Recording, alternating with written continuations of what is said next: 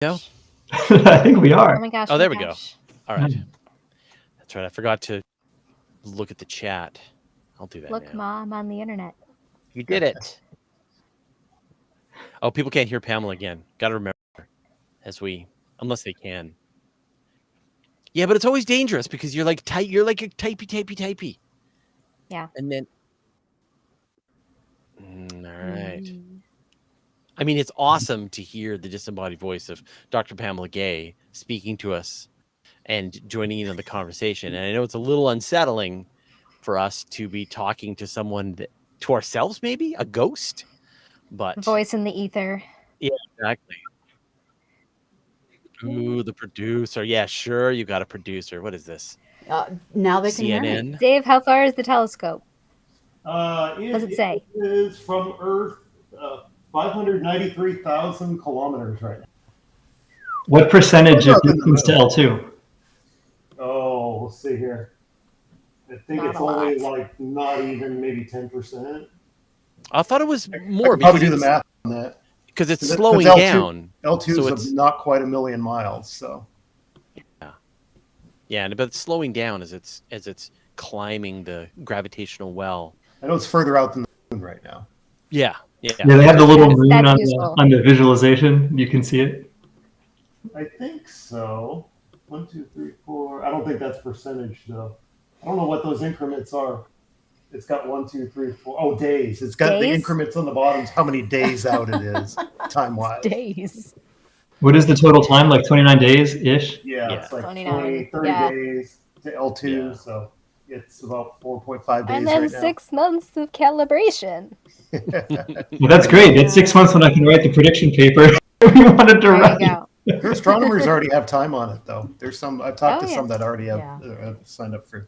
There are Yeah. people that have put in proposals multiple times, been accepted multiple times, and only now finally have a telescope that might possibly be useful.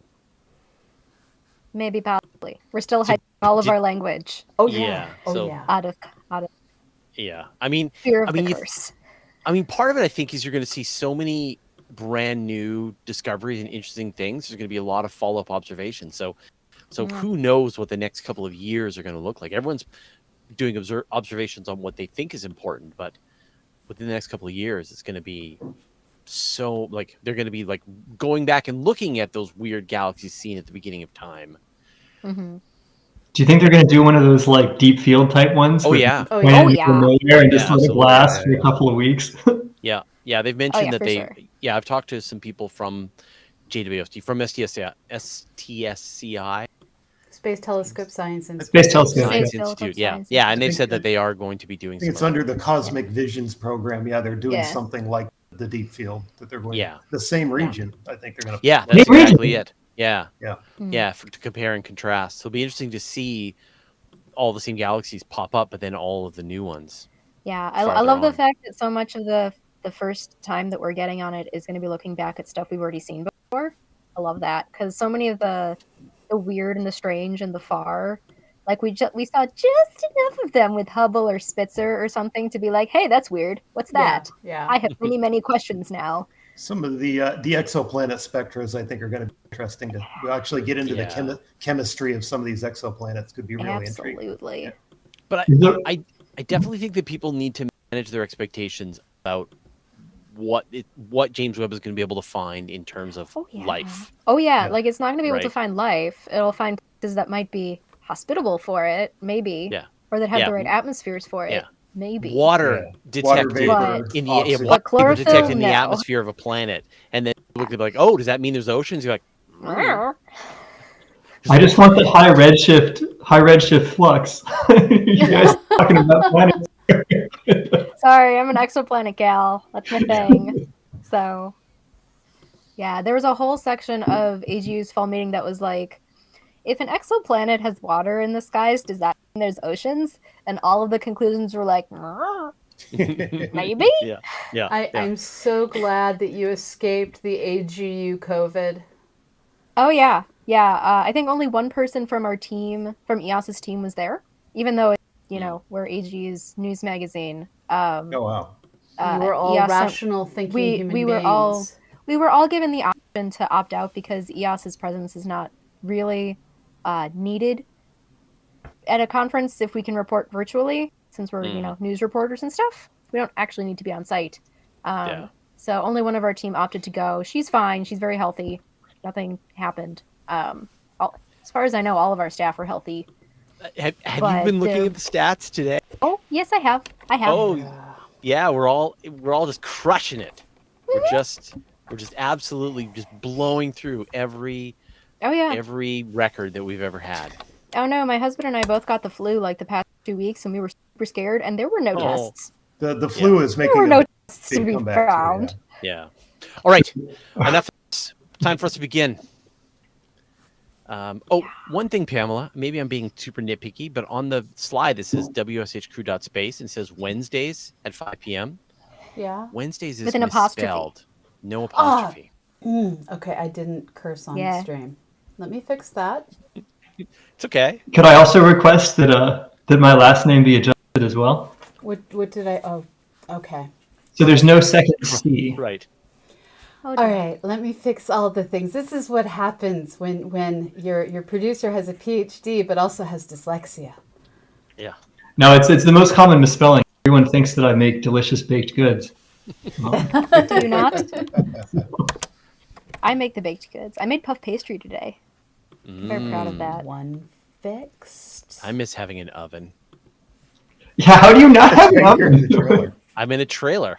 Yeah. Oh wow! So you really were serious up in Vancouver. You guys moved out of the city. Yeah, the we're gas building top, our right? we're building our house right now and living in a trailer on the property while we do it. So we're still about 4 months away from being complete. So Do you have an air fryer? we got to I luck. hear that No, can replace an oven. I'm totally getting it. Not an air fryer. I'm going to get a convection oven. Pot? That's the Oh, plan. okay. Yeah. All right. Let's start. Is everything spelled correctly? Yes. All As far as right. I All right. Okay. Checking my Now we're name. good. Yes. All right. Here we go. Hello and welcome to the Weekly Space Hangout for Wednesday, December 29th, 2021. The last show of 2021, I think. Like, unless Nancy scheduled another one, which she might, but I don't think so. All right, I'm Fraser Kane, publisher of Universe Today. This week, we're going to be talking about James Webb obviously. Planets Gone Rogue. Maybe some other stories. What is coming up in 2022, both in the sky and in spaceflight? Joining me this week on my screen to my right, we've got Dr. Kimberly Cartier. Kimberly. Hello, Fraser. Happy podcast day. Happy telescope. Happy almost New Year. So much happy. Well, thank you for joining this this ultimate show in 2021. That's right. The last show. All right. We also got Dave Dickinson. Dave. Hey, I'm here in Norfolk. My studio apartment's getting overrun by smart telescopes now. So have you got both now? I do have both. Yeah, it actually just kind of worked out that I've got one from Vionis and one from Unistellar actually so I can do I want to do a YouTube like smart scope smackdown comparison video. All right. That would be amazing. Things to be overrun by. I'm just going to say that. Yeah, and you know what? I want to talk a bit about them now that you got both of them side by side. So maybe because we've got a little extra time today because there's only the two of you. So remind me and let's talk a bit about those two telescopes, how they are shaping up for you. All right. Yeah. Now, before we get into our special guest, I just want to give a huge shout out and thank you to our good friends of the Weekly Space Hangout crew. They're our friends, our fans, our executive producers. They call the shots. We do whatever they say. And if you want that kind of ultimate cosmic power, go to wshcrew.space and you can sign up to that amazing community and they will give you all the instructions you need to be an executive producer of this show. All right, let's get into this week's special guest. We got Dr. Kevin Croker. Kevin, welcome to the Weekly Space Hangout. Thanks for having me here today. It's a pleasure to be here. All right, the question I always ask people, who are you? What do you do? Who am I? And what do I do? It's a question I ask myself every day. Yeah, exactly. Yeah. I mean, so feel free to get as thoughtful about this as you need to. At University of Hawai'i at Manoa. I'm affiliate graduate faculty there. And I work on sort of the intersection between compact objects, so really, really, really, really small astrophysical things, and cosmology, so as big as you can get. And for a long time, people thought that there really wouldn't be too much interaction between those scales. And a lot of recent work has been showing that maybe that's not correct. So. Okay. All right. So then why don't we just get right into this then? You had written a paper earlier this year, and we covered it on Universe Today, talking about how things might be gaining in mass. Can you talk about this? Yeah, sure. So first off, it's not just my paper, right? It was definitely a collaborative effort. We worked with Dr. Michael Zevin at the University of Chicago and mathematician Joel Weiner. Not Joel Weiner on this one. He's another one coming up. Charlie at University of Michigan. He works with the Dark Energy Spectroscopic Instrument. Curtis Nishimura and Duncan Farah, also at University of Hawai'i. And so we sort of pooled our forces and decided to see what we could learn from the LIGO observations that have been coming in over the past couple of years. And LIGO sees merging black holes, or hears them, or however you'd like to describe it. And there's been quite a few surprises with respect to the observed population. And one of those largest surprises is that, well, they're really heavy. They're quite massive. And some of the masses of the more recent observations are really, really, really stretching the sort of the limits of what stellar evolution theory suggests should be going on. And a lot of people have been thinking about sort of what this could signal. And so we sort of jumped into this arena with that paper a couple of months ago. So talk about sort of what made you curious? Because we've seen the plots of the LIGO. We've at this point now we've seen dozens of LIGO merger events. What seemed off to you? Well, so my background actually was not working with the compact object mergers. I was actually working on the cosmological side of things, the very large scale side of things. And I was working on something called the dark energy problem. And so you have a situation where there's like this somewhat mysterious, if I could use the word, energy density that is constant in space. And so that's kind of an odd thing because, the space is expanding. And so you'd expect if there were a bunch of things in your space, they'd be getting more diluted. And so you'd expect the sort of density of things to be going down. And that seems to be what's going on for most types of objects that we do see, things like galaxies and the like. But then there's a material that we are pretty sure is there from a lot of other evidence that we call dark energy that doesn't do that. It just stays constant as far as we can tell. And there's been a lot of effort put into sort of figuring out, is this just a property of our universe, that it features this constant energy density of space? And that's usually called a cosmological constant. And it's an idea that was proposed way back in the day, even by Einstein, who had the sign backwards. And so I was thinking, well, are there other ways to tackle this problem? And one of the other ways to tackle this problem is if you have a population of objects that do disperse in density, just as the universe expands, just like, you know, galaxies or whatever, but simultaneously increases in mass. And so you could have a situation where those two effects conspire to cancel each other, and the effective result is something that appears constant. And so that can work, but the question is, why should you sort of see this? Why should you see the effect of a bunch of very, very small things smeared out in such a way that would be required to mimic this dark energy effect? And that was a rather tricky question that took a lot of time to sort of tease out correctly. And we got that teased out, and it was possible that this could work. And so then we started looking for observational signatures. Can we see it somewhere? And my advisor actually was like, hey, these masses that LIGO is seeing are too large. Can you make any statements about that? And I was like, well, I don't know. Give me some time. Let's see what we can do. Now, when you're saying about the masses are too large, like this idea that the black holes that are merging together are more, they shouldn't be generated by stellar mass black holes. They're in this sort of weird gap. So the idea is that you've got a couple of ways that you can make objects that could merge visibly to LIGO. And the sort of the dominant channel, the way that most of the objects are believed to be formed, is through isolated stellar binaries. So you have binaries of very massive stars. And these massive stars are very angry, they burn very quickly, and they die very abrupt deaths. And you can form compact remnants from this, you know, neutron stars or black holes. And so, though there are sort of many other ways that you could possibly form mergers of black holes, like if you had a region where there were lots and lots of black holes, then the chance of like an encounter and a merger goes up quite a bit. And so you can make black holes that way too. But people really weren't thinking that would be a dominant channel. But when you're working with very massive stars don't like to get too big or too hot. They tend to blow off a lot of mass in winds, or if they get too big, the star is unstable. And so it was generally understood or believed that the size of the remnant object that you could make wouldn't really be larger than like 30 to 45 suns. Mm-hmm. And LIGO has been seeing a good number of objects now that are definitely quite a bit larger than 35 to 40 suns. Yeah, I know sort of like a surprising number of black holes that are more massive than you would expect to form in these binary systems. So, okay, so then what is the hypothesis that you're proposing, you and your team are proposing, is giving these black holes their extra mass? Okay, so it helps to take a quick step back. And what do we mean by black hole? So we've got these objects that we play with on paper, which are solutions to Einstein's equations that are highly idealized. That's usually called the Kerr solution.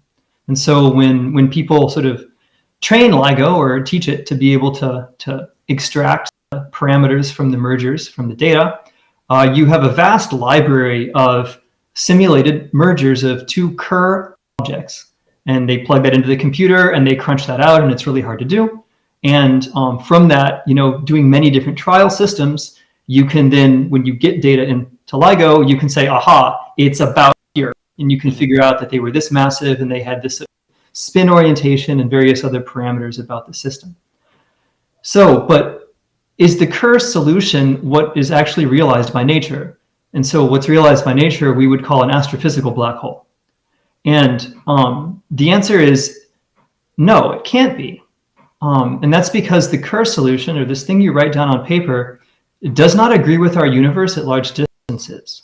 So at large distances, the Kerr solution exists in isolation. And it's a vacuum solution. There's nothing else in there. Whereas our universe is a cosmology. It's very well modeled by what's called a Robertson-Walker cosmology. And so at very large distances, we have things like a cosmic microwave background and all the other stuff that comes with that. And so what this means is that the Kerr solution, of course, is not useless, not at all. In fact, it's an excellent approximation, but only for short times. And so when you start looking at things over very, very, very long times, then you start to have to consider the possibility of corrections or things that you may have overlooked by using the Kerr approximation. So did that make any sense? It just barely, but I guess what I was wondering was what would explain. So you're saying that essentially the method of calculating the mass of a black hole based on the signals that you see from LIGO are for a traditionally understood Kerr solution to the black hole. But maybe there's something else. Not for calculating the mass. The calculating the mass is perfectly good. So when LIGO sees an event or hears an event, maybe it's only a fraction of a second, like half a second, or maybe 2 seconds or something like that. For that time frame, description of a black hole where the mass is not changing is an excellent description. But the system that you observe during a merger, that merger has been in the making for hundreds of millions, if not even billions of years. That's a long time. During that time, the universe has grown immensely. And during that time, the object may not have constant mass. In fact, we have examples, solutions to Einstein's equations, that are compact objects that change mass in time as the universe grows. And sort of the distinction between these sorts of solutions, which LIGO doesn't use, and the solutions that LIGO does use, one of them is at large distances, the object exists in a expanding universe versus exists in an empty universe. So and sorry, so like, I mean, obviously you're distinguishing between like a black hole just gobbling up planets and stars and things like that, as well as potentially Hawking radiation as a way for it to lose mass, although that's slow. You're suggesting that there's some other type of mass change. Correct. Yeah. Cosmologically. Yes. Yeah. And so maybe an analogy is useful. So the numbers, if you actually compute this, the numbers don't come out right, but the intuition comes out about right.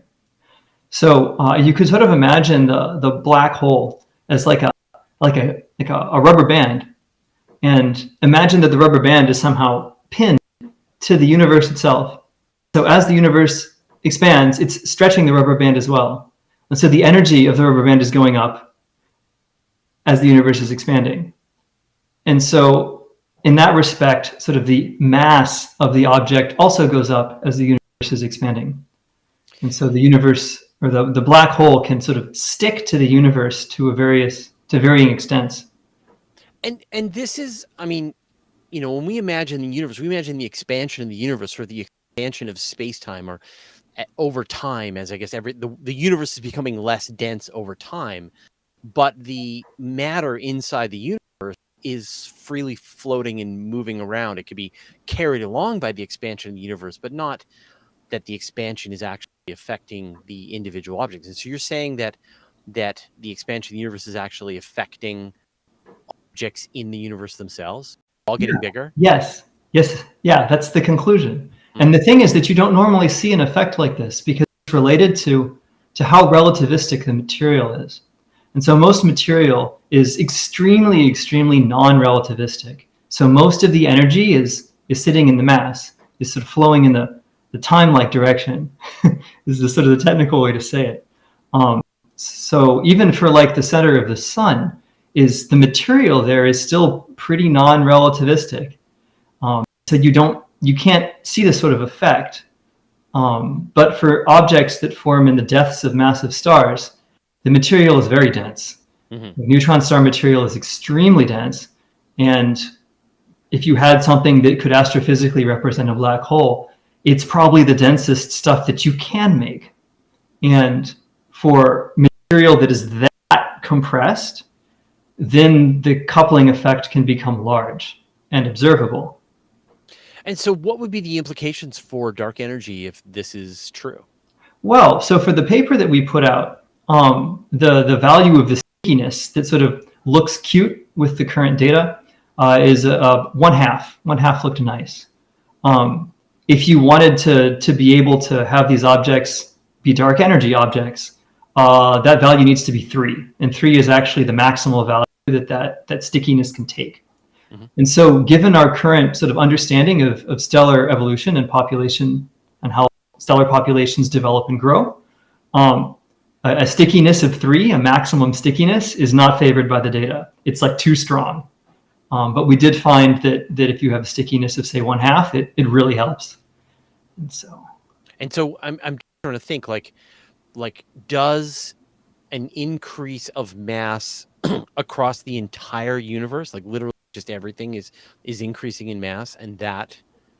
Well, again, it's sort of an effect of how relativistic the material is. So something like a planet is not very relativistic. Again, even a star, actually a planet is extremely non-relativistic. We should say it that way. A star isn't really that relativistic. Gas that's just sort of around, in the galaxy, not very relativistic. It really only starts to come into play when you have these extremely compact objects, such as neutron stars and possibly black holes. So what would it take to nail this down better? That's an excellent question. So there's a lot of possible signatures that can happen from this, right? And so, for instance, if you were able to find a black hole pulsar system, right? So you could observe the radio pulses from an extremely regular phenomenon as it were orbiting the black hole. You could probably directly measure it, given the precision that we can already see systems like the binary pulsar of Hulse-Taylor. So that's sort of like the holy grail measurement, if you could see something like that. So far, there are no observed systems that I'm aware of, but people do look for them for exactly this reason. Yeah, well, not our reason, but people look for them for that reason. I feel like there must be black hole pulsar binaries. Well, people can observe sort of with black hole binary systems just in other settings, and maybe even like a neutron star companion. I'm not sure about that. Like Cygnus 1, I think, is a. But there are X-ray binaries, right? So you have regular stars. Yeah, but to actually have a pulsar giving you regular signals I don't think they have a system like that. So you don't think like a binary pulsar would do the trick?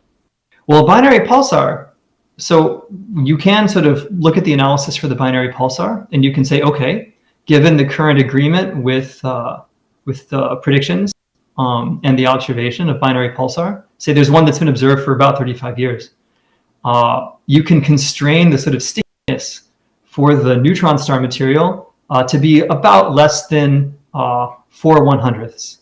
So 0.04. So you can put a constraint on it there. Now, sort of, so 35 years of observations of a binary pulsar system, you might see a bit of the data. Well, remember, so the effect is strongly related to the size of that K value, and so for a K of 0.04, the effect is quite small. For something like an object that would be made of dark energy, the K is 3. So it's almost 100 times larger, and that K shows up in an exponent. And so the effect is enormously exaggerated. So you really want to get a binary system. Whoops. So what's next for your research? What's next for the research? Well, we've got if we could see that system, like I said, that would be like a quick indicator. In the meantime, though, the LIGO populations are just immensely valuable. There's so much there. And so right now we're looking into possibilities of studies with merger rate and looking how merger rate compares in different scenarios with coupling and without coupling. And hopefully we'll have something to say about that in a few months. And I know that, say, future gravitational wave detectors are going to be able to detect, say, mergers that are further out as opposed to the ones you detect in the last 100 seconds, but actually you might be able to detect it hours, days, weeks, maybe even years. Weeks. Before. And would that be more useful to you to give you sort of a longer timeline? It might be. So that's actually a really subtle question to ask, because yes, if you had 2 of these objects and the coupling was very large, you might be able to see it in the in-spiral directly from the gravitational wave signal, like by something like LISA. I was going to say Lisa might be very good for this. Yeah. Right. So, but we don't know yet, right? Because the sort of the best characterization we have of a system like that is something like Hulse-Taylor, and we've been able to observe Hulse-Taylor for many years, and sort of Hulse-Taylor is pretty good in the linear regime, right? So it's not going to in-spiral for, I think, millions of years. Whereas when you're looking at two merging black holes, even if you're a couple of months out, they're going to merge in a couple of months. So it's not quite clear to us that how strong of a sort of relativistic correction is required. And that's a rather detailed calculation that we'd like to undertake in the future, but we have not started yet. Interesting stuff. Well, if people want to follow your work and see what you're up to, where should they go? Oh, well, we got to stick some social media stuff. Usually we don't post a lot of updates. We try to work hard until we get something that we're confident with, and we then. Yeah, so usually we put it on archive first, so you can search for my name or any of our co-authors, and if we got something we really like, we'll probably make a press release about it, and maybe we'll get your attention next time too. Awesome. All right. Well, Dr. Croker, really interesting. Good luck. Thank you. Hopefully you'll be able to solve dark energy. That would be really handy. That's a little bit of a stretch, but all right. Well, we'll at least make baby steps towards it. Anyway, thank you so much for coming and chatting with us today. Really appreciate it. Thank you for having me. Goodbye. All right, take care. All right. So let's, you know what? No one put this on the docket, but I just want to talk about it for a bit. Let's just geek out about James Webb for a little bit. Kimberly, where were you? What were you doing watching James Webb? My story obviously it was the morning of December 25th.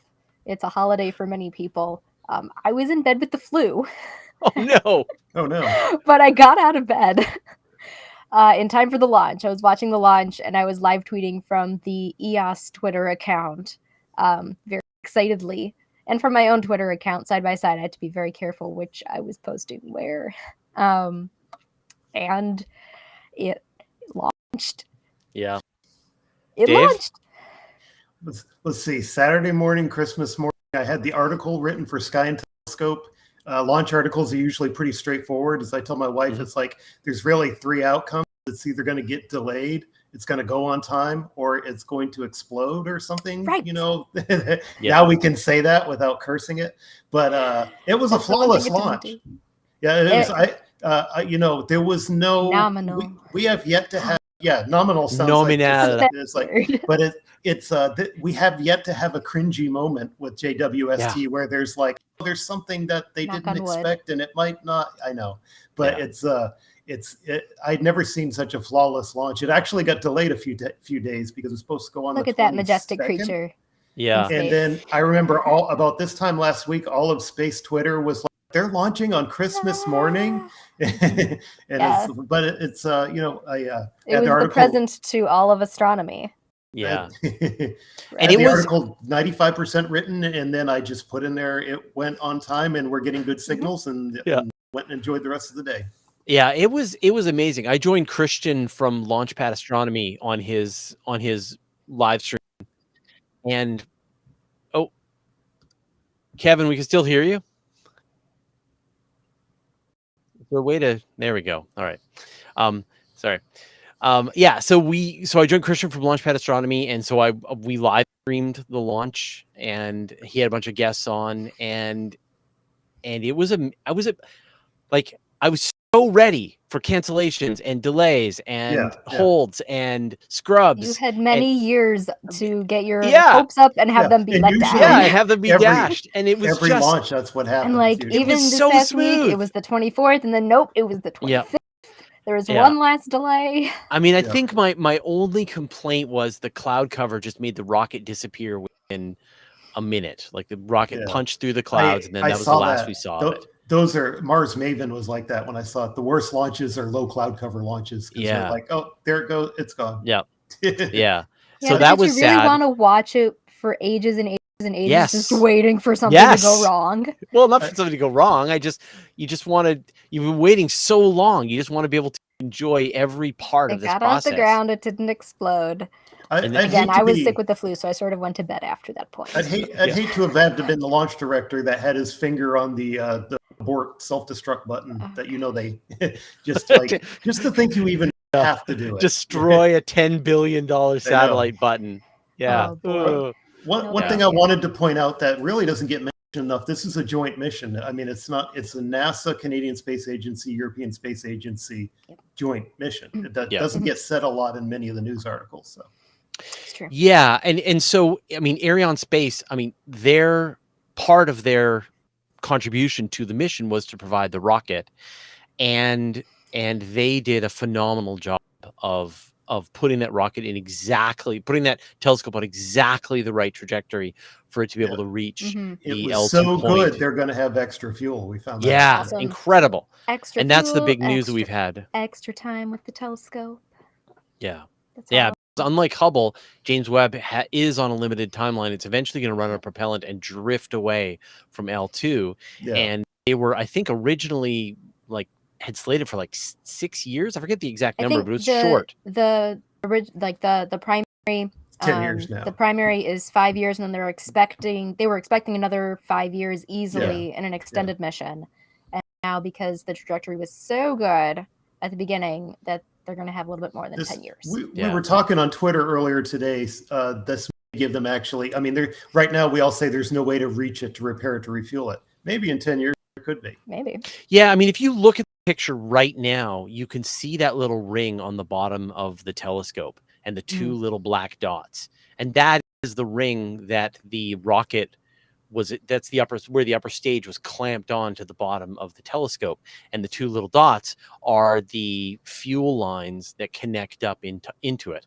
So it seems perfectly feasible to send a tug in 10 years that's only job to clamp onto that docking ring and then just act like the thruster and just okay. We're getting a little bit ahead of ourselves. It is not there yet. It's only been 4 days. Right. It still has 25 Yeah, but more to go. I mean, it's got it's got a couple more corrections to make, but it's going to L2 now. Okay.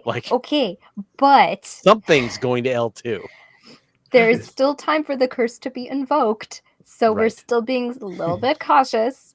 There were something like 350 different points of failure between launch and when they start science operations, and we're not done with that yet. So we're still being a little bit cautious. 41% of the way there and 367,000 miles away from Earth. So about it's not even halfway there. We gotta not quite halfway. Just like in miles. I'm still being you're so superstitious. Yeah. No. Okay, but really, everything is fine now. It's 100%. It's great.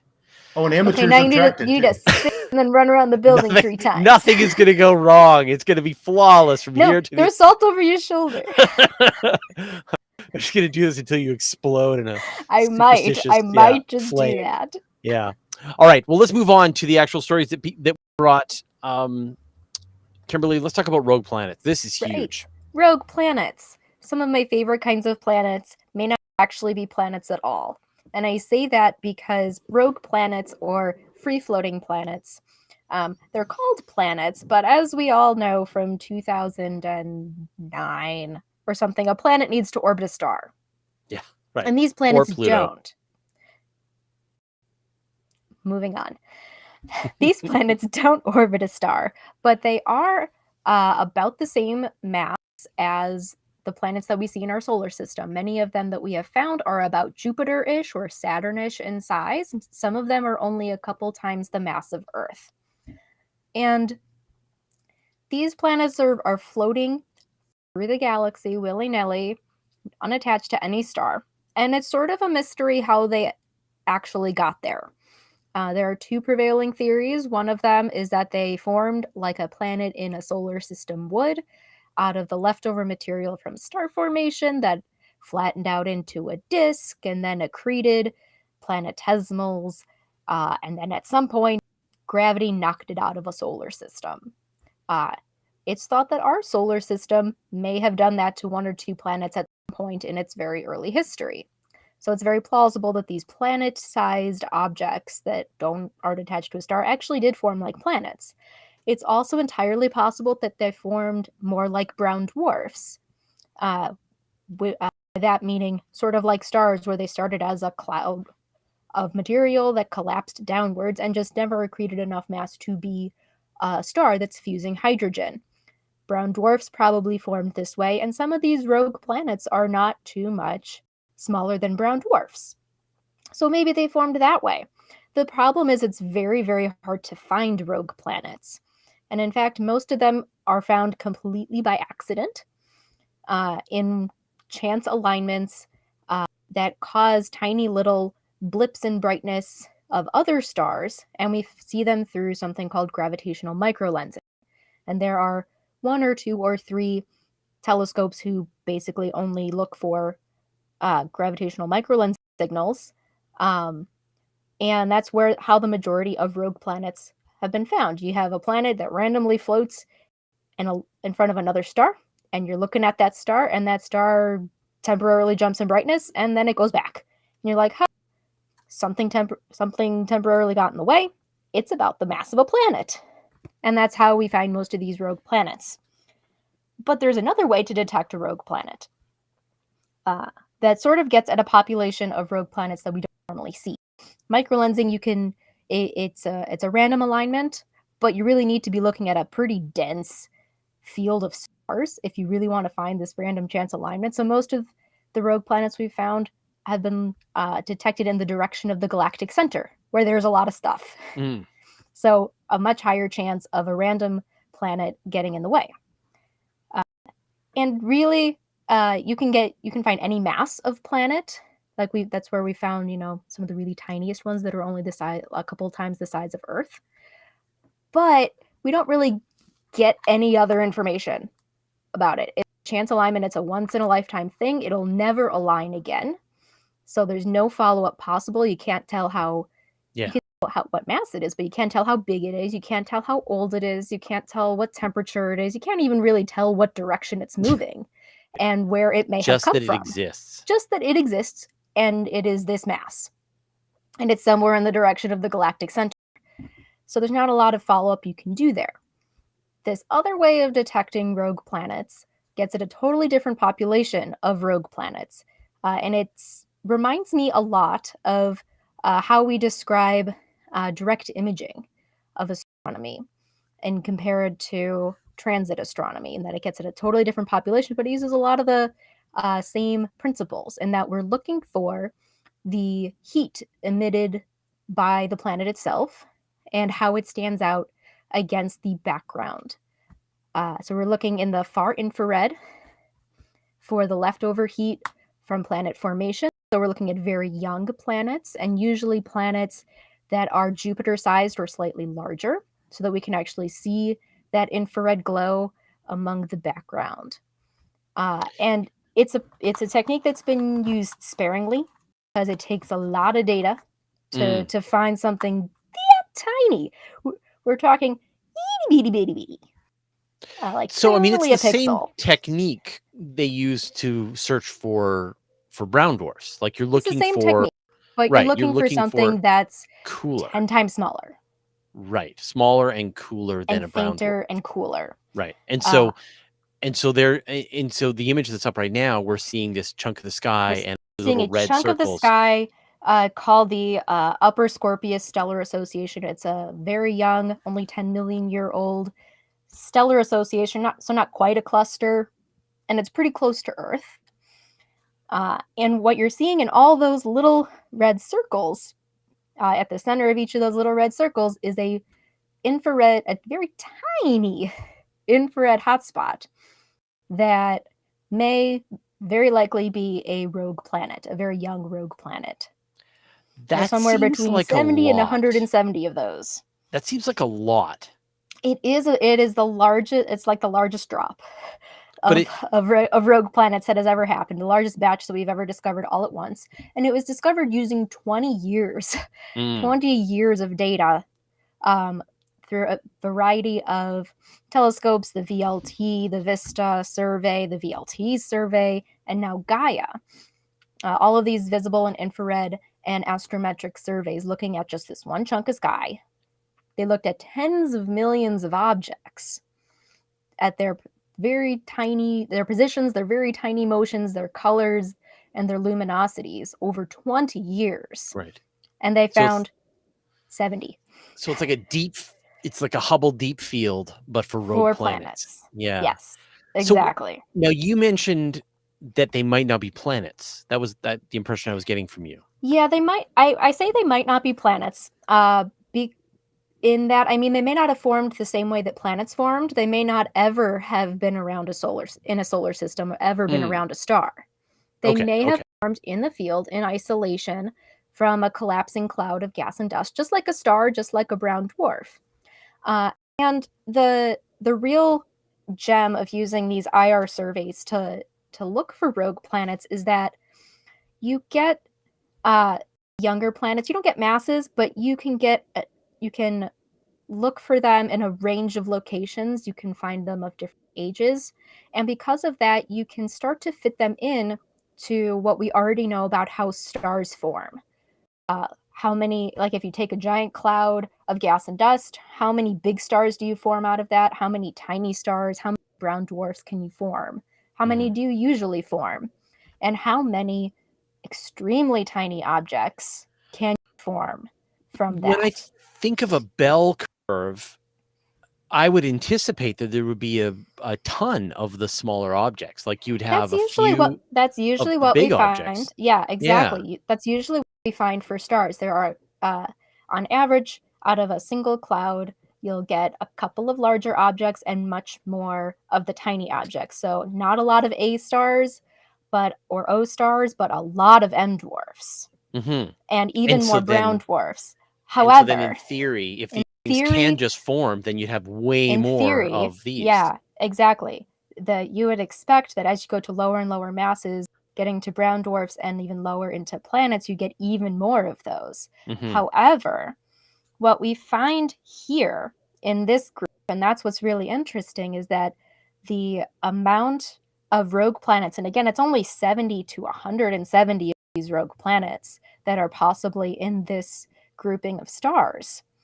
There are too many of them for the amount of mass in this stellar association if they only formed like stars do. And so what that means is that if all of these little red dots, these little red circles you're seeing on the screen are indeed rogue planets, then a significant fraction of them must have formed inside a planetary system and been ejected. They can't all have formed like stars. A lot of them had to have formed like planets. And that's just really cool to start and by probing this new population with this different method of detecting rogue planets, we're starting to understand where they may come from and how they may form. Either idea is pretty fascinating. Like that you can get these planets just forming out of gas, and you get a Jupiter, and maybe even get some moons around that Jupiter. Oh yeah, maybe. As one way, or that solar systems are shedding planets a lot more quickly. And if you're seeing these are Jupiter and Saturn type planets, then big planets are being shed by stellar systems. Either one is pretty exciting. Yeah, I will say, I will caution you that these red dots, we can't tell what mass they are. Right. Infrared, this method of infrared detection can't really tell us what the masses are. We can sort of guess if we have somewhat of an idea of how mass and luminosity relate to each other. But for a lot of these really tiny objects, it's a very uncertain relationship between the two. If only there were an infrared telescope out there in space. Only. So, yes. If only there was an infrared space telescope that just launched and could look at any of these. But they also think that the square kilometer array will do a lot to help us understand what's going on. That's fascinating. If this is normal, how many of these do you think there might be in the Milky Way? A lot. Like more Probably than there lot. are stars? Many more times there are stars? Like no, 10 times I mean, like as many as there are stars? In this image, there are hundreds or thousands of stars, and there's could there be 170 at most. Could there planets. be some closer to us than, say, Alpha Centauri? Probably not. Probably not. Probably not. That kind of, we'd probably notice that. Okay. There's probably some occultations. if we were Well, I looking in the think- right location. But again, if we have to look in the right location.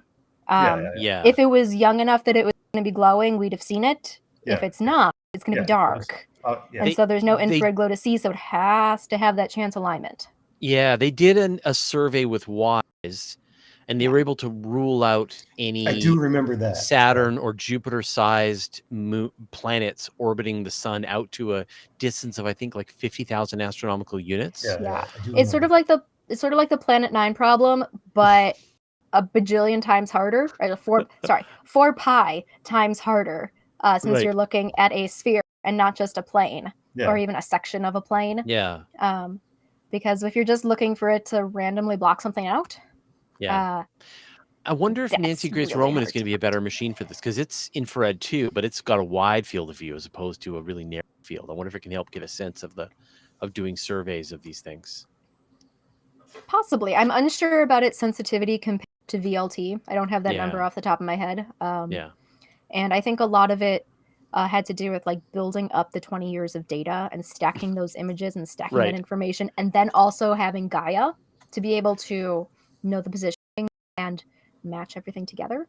Yeah. I mean, So just it's like, probable that Roman will help, but I don't know that it would be able to do the job by itself. yeah, I can't wait to see if what James Webb can turn up with Either this. way, my favorite kinds of planets, there's a whole bunch more of them that we just discovered, and we're starting to understand That's awesome. just Wait, how are they rogue get there. planets your favorite kind of planets? Is this? They kind of are. Oh yeah, They dig kind 'em. of really are. Yeah, You and can't especially you can't even say that they might not be habitable. They may even be I habitable. know. That's the further. thing. Yeah, There's They could have, like, an there's icy ways that they shell, can be an habitable as well. ocean. Yeah. Maybe Or it's like tidal interactions between a Yeah. gas giant with its moons. it could be It's binary stuff. yeah. It's I mean, tidally warming them. the thing. I mean, I think where Dave was going. The thing that I really like about the potential for rogue planets is if there are a lot more of them, and some estimates are that there's a ton more, then maybe you do have them every light year, every 2 light years, Cubic and now light year, you so, suddenly yeah. have these stepping stones out in the Milky Way that you didn't have before. So it's Yeah. Definitely it's not pretty enough amazing. to get rid of dark matter, no. but It it was a thought it way would be a long ago. huge but discovery to find definitely one not enough for closer them. than Alpha Centauri. Yeah. Yeah. Dave, let's talk about 2022. Yes, today I did my blog post that I always say takes me 6 months to write, and I wrote on sky watching for the coming year, and I managed to get it out before 2022 today. And Nice. it's going to be an interesting year. I think some of the very top events I'm looking forward to is, of course, there's 2 total lunar eclipses that we're going to see from North America. We're going to see both eclipses. The solar eclipses next year aren't really all that. They're both partials, and one's visible in South America and the other one's visible in Europe, I believe. But there's no total solar eclipses or annular eclipses.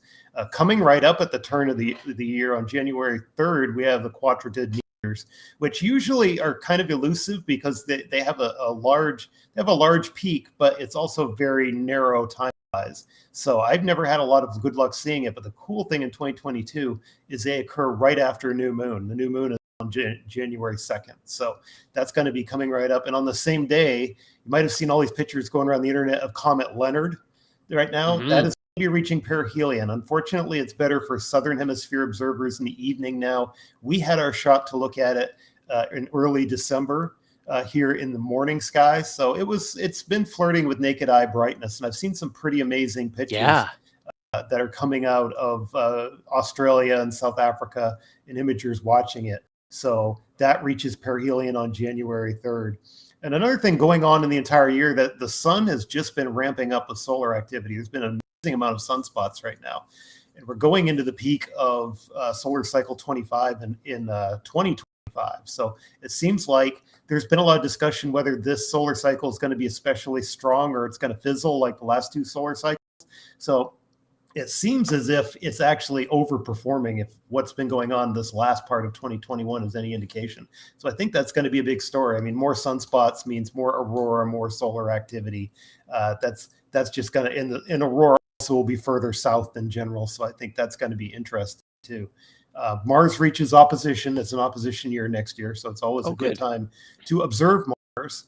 And that's toward the end of the year. It's interesting that on the night it reaches opposition, I found that the moon occults Mars, and we're actually going to see that from North America. The full moon passed in front of Mars. I believe it's December 8th of next year, but it does fall in 2022. I can't think of a time. I've never seen that before. It's rare, but it happens. I mean, the moon occults planets bright. There's no bright star occultations next year, but there's a few planetary occultations, and that is the best one I saw when I was running all the simulations and looking at this. But as Mars is also nearing opposition, that's pretty exciting. Yes. Yeah. That is probably pretty rare. I'd have to go back and research. That's probably a once every century or so. Now, if that had been a lunar eclipse, that would have been really cool. Unfortunately, it's not. I've looked for those too before through long spans of time to see when does the moon during a total lunar eclipse also occult a planet or a star, which does happen, but it's like when does that happen? That's like a once every few century. I think there's one in 2050. I have this all that's another long range project thing I've always thought about, writing weird things that happen in the sky for the millennium or something like that, just bizarre phenomena. So let's shift gears then and talk about post big it on the internet, flight. and then it happens when it's the third millennium. That's when we'll be in our robot bodies. There you go. I know. Dave, what are the big space flight events that we should be looking forward to? Well, turning the calendar here, although I don't think it's going to go in February anymore, SLS should launch finally, along with James Webb. That's one I can go back and look at all my space missions to watch next year for the last 5 years and see James Webb and SLS in every article, from 2017 onward that we're expecting. But I think this year, it looks like SLS probably is going to launch somewhere maybe in the first quarter of 2022. There's also a rumor of a full up. I don't think this is happening in January anymore, because when I researched it this morning, it's back to March. There's going to be a full up Starship launch, and that's going to be a big deal, an orbital launch of Starship. If you look at what the FAA licensing and on their Twitter account, they suggest maybe March now that it may have full approval and it may actually go. And I briefly saw an image of Psyche show up. Yes. Is that going next year? Psyche is still going next year. JUICE is no longer going. JUICE was going to go to Jupiter Icy.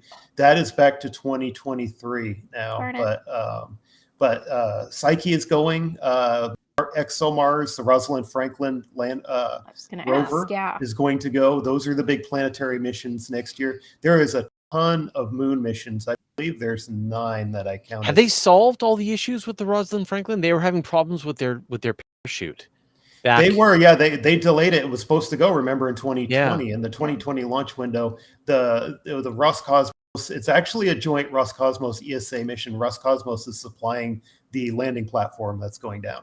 And remember the Schiaparelli lander 2016, it failed. That was the entry demonstration module for Rosalind Franklin, the ExoMars program. But hopefully there was lessons learned there. But this will be a first for ESA if they manage to land on Mars. Rosalind Franklin is the one that's also joining with the Mars sample return thing. Yes, along with Perseverance. I thought that it was going to be sort of in the same region as Perseverance, and they were going to both be collecting samples that the sample return mission I haven't was going to be looked at collecting. Rosalind Franklin in a very long time. Same. So I think it's landing at Oxaplanum. I think it's landing at a different site. I'm pretty sure that Oxaplanum came up. Yeah. But yeah, Perseverance is still on Mars.